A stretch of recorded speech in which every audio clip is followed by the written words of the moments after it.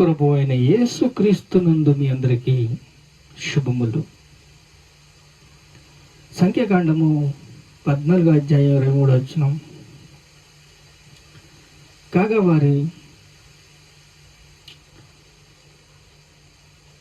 22 కూడా, నేను ఐగుప్తు నుంచి అరణ్యంలోని మనుష్యులందరూ 10 మార్లు నా మాట వినక నన్ను పరిశోధించి కాగా వారి పితరుల ప్రయాణము చూడరు, నన్ను అలక్ష్యము చేసిన వారు కాదు, ఎవరునూ దానిని చూడరు. పూర్ణ మనసుతో నన్ను అనుసరించిన వారే చూస్తారు, విజయం చేస్తారు. పరిశుద్ధుడా, ఈ వాక్యాన్ని బలపరచు నాయన. పరిశుద్ధాత్మదేవ, స్థిరపరచు తండ్రి. వాక్శక్తితో నింపు నాయన. మీకు స్తోత్రం స్తోత్రం స్తోత్రం. కాలేబు మరియు యోషువ అద్భుతమైన విశ్వాసులు, విశ్వాసములో పరిపక్వతం పొందేవాళ్ళు, విశ్వాసమును కర్తయుద్ధాన్ని కొనసాగించుతున్న యేసు వైపే చూసేవాళ్ళు. సిలువను గురించిన వార్త నశించు వారికి వెరితనము, రక్షించబడుతున్న మనకు దేవుని శక్తి. వెరితనం ఉందంటే నీ దగ్గర లోకం ఉందేమో, లోకంతో స్నేహము, దేవునితో వైరము. నీలో లోకం ఉంటే విశ్వాసం పనిచేయదు. ఈ లోక ఆశ గతించిపోతున్నది. యెహోషువ, కాలేబు ఇద్దరు కూడా తన మార్గాల్ని ఏర్పరచుకుంటున్నారు, తన మర్మాల్ని ఏర్పరచుకుంటున్నారు. కాలేబు విశ్వాసంలో వీరుడు, యెహోషువ విశ్వాస వీరుడు. నమ్మకంతో ముందుకు అడుగులేస్తున్నారు. కానీ 10 మంది తీసుకొచ్చిన రిపోర్ట్ ఫెయిల్ అయిపోయింది. దేవుడు శపించేశాడు, మీ శవములు అరణ్యములో రాలును. దేవుడు చెప్పినట్టుగానే జరిగిందండి. కానీ కాలేబు, యెహోషువ తన సంతతి వారు పాలు తేనెల ప్రదేశాన్ని స్వాధీనం చేసుకున్నారు. వారు వెళ్ళారు, చూశారు, కానీ శత్రువులకి భయపడ్డారు. మేము పోరాడుచున్నది ఆకాశ దురాత్మ సమూహలతోనూ, ఈ లోకనాథంతోనూ, ప్రధానులతోనూ, అధికారులను దేవుడు చెప్పాడు.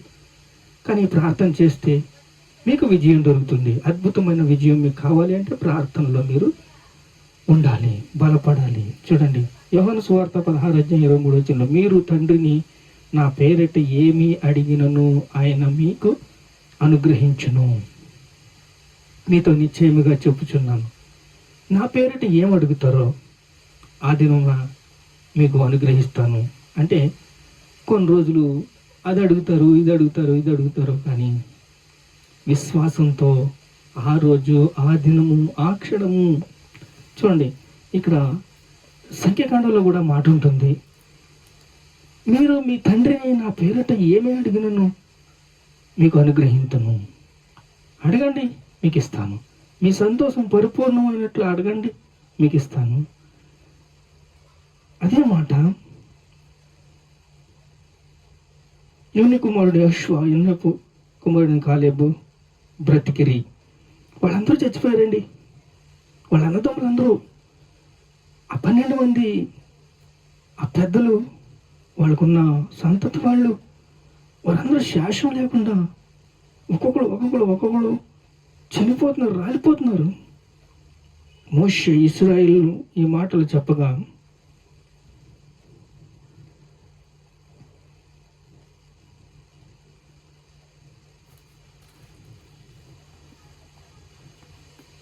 చూడండి, నీకు యెహోవా తోడయుండునని చెప్పాను. దేవుడు మీకు తోడుగా ఉన్నాడు. మీరు ఖడ్గము చేత కూలెదరు గనక ఈ కాలేబు, యెహోషువ విశ్వాస వీరులు. అద్భుతంగా వారు ప్రయాణం సాగించారు. విశ్వాసమును కర్తయుద్ధాన్ని కొనసాగించుచున్న యేసు వైపే చూస్తున్నారు. చూడండి, 14:14 అయితే, ఈ ప్రజలు మధ్యనున్నారు మరియు యెహోవా అను నేను ముఖాముఖిగా కనపడిన వాడును, నీ మేఘము వారి మీద నిలిచును, నీవు పగలు మేఘ స్తంభము రాత్రి అగ్ని స్తంభము వారి ముందర నడుచుచున్నావని విని ఉన్నారు. ఈ ప్రజలు మధ్యనున్నావని, ముఖాముఖిగా నీతో మాట్లాడుతున్నానని దేవుడు చెప్పిన సూచనలు విశ్వాసము. ఈరోజు విశ్వాసమును కర్తే దాన్ని కొనసాగించుతున్న యేసు వైపు మనం చూడాలి. పెదవులతో కాదు, హృదయంతో చూడాలి. హృదయము అతి పరిశుద్ధంగా ఉండాలి. అతి పరిశుద్ధమైన స్థలంలో మనం అడుగు పెట్టినప్పుడు ఎంత జాగ్రత్తగా ఉండాలండి. దేవుడు హృదయంతో మాట్లాడుతున్నాడు. ఉదయాంతరంగములు ఎరిగిన దేవుడు ఏమంటున్నాడు? మీరు కాలేబు, నువ్వు నాకు నచ్చావు. యెహోషువ, నువ్వు నాకు నచ్చావు.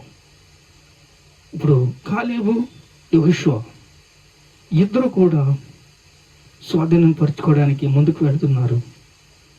ముందుకు వెళ్తున్నప్పుడు వాళ్ళ పాలు తేనెల దేశంలో, కనాను దేశంలోకి చేరారు. ఇప్పుడు యేసుక్రీస్తు వారు ఏం చెప్పారు? యోహాను సువార్త 14:14 నా నామమున మీరు నన్నేమి అడిగినను మీకు చేతును. నా నామములో నేను మీకు చేస్తాను. నన్ను ఏమి అడిగినా నేను చేస్తాను. నా నామములో మీరు నన్ను ఏమి అడిగినా చేస్తాను. ఏంటండి ఇంత హామీ, ఇంత గ్యారంటీ, ఇంత పవర్ఫుల్ స్టేట్మెంట్. ఏమన్నాండి? నా నామమున మీరు నన్నేమి అడిగినా నేను చేస్తాను. నేనే మార్గము, నేనే సత్యము, నేనే జీవము. పరలోక రాజ్యానికి ఆయన నడిపించుకున్నట మనల్ని ఎలాగ ఆ రోజు సంఖ్యాకాండంలో మనకి కాలేబు, యెహోషువ తోడుగా ఎలా ఉన్నారో, వాళ్ళని కనాను దేశానికి ఎలా తీసుకెళ్లారో, ఈరోజు యేసుక్రీస్తు మనకి గుడారాలు కడుతున్నాడు. మాణిక్యమణులతో గుడారాలు కడుతున్నాడు. బంగారం ఈదులతో మనకి గుడారాలు కడుతున్నాడు. మన పరలోక రాజ్యానికి చేర్చాలని ఆశతో ఉన్నాడు. మన ఉద్దేశాలు స్థిరపరచబడాలి. అబ్రహాం ఆశీర్వాదం మనకుంది. ఉద్దేశాలు బహువేగంగా ఉండాలి. ఏంటండి ఆయన చేస్తాడు. ఆయన రాజ్యం ఇది, యేసయ్య రాజ్యం ఇది. యేసయ్య రాజ్యంలో ఆయన అధికారం ఇచ్చేవాడు. ఆయన ఏదైనా చేస్తాడు. మీరు నన్ను, నా నామంలో మీరు నన్ను ఏమి అడిగినను నేను చేస్తాను. నా నామంలో మీరు ఏం అడిగినా నేను చేస్తాను. మీ సంతోషం పరిపూర్ణమైనట్లు అడగండి, నేను చేస్తాను. పరలోక రాజ్యానికి తీసుకెళ్ళడానికి ఆయన సిద్ధంగా ఉన్నాడు. ఈరోజు ఏం అడుగుతున్నారు? బలిపీఠం కట్టి ఏం అడుగుతున్నారు? అబ్రహాం బలిపీఠం కట్టి ఏం అడిగాడు? అయ్యా నాకు బిడ్డలు లేరయ్యా, బిడ్డలు దయచేయ. అగో పైన ఆకాశం చూడు, కింద భూమి మీద ఇసుక చూడు, ఇలా ఇస్తారా? విస్తారం అవుతారంటే సరే ప్రభువా. మళ్ళీ విశ్వాస ప్రయాణం. అబ్రహాం దేవుడిని నమ్మెను, అది అతనికి నీతిగా ఎంచబడును. ప్రార్థన చేసుకుందాం. మహాపరిశుద్ధుడు తండ్రి, అబ్రహాం, ఇస్సాకు, యాకోబు దేవుడు నమ్మారు. కాలేబు, యెహోషువ, మోషే దేవుడు నమ్మారు. యేసుక్రీస్తు జీవజలాలు ఇచ్చాడు మనకి. ఆయన కోటి కోటి కోటి కోటి కోటి కోటి కోటి కోటి కోటి కోట్ల కోట్ల కోట్ల స్తోత్రాలు. ఆయన చేసిన ఉపకారాలు ఏది మర్చిపోకుండా ఆయన పట్ల మనకి ఉద్దేశాలు బహుగా ఉంటే మనల్ని బలపరుస్తాడు, స్థిరపరుస్తాడు, సిద్ధపరుస్తాడు.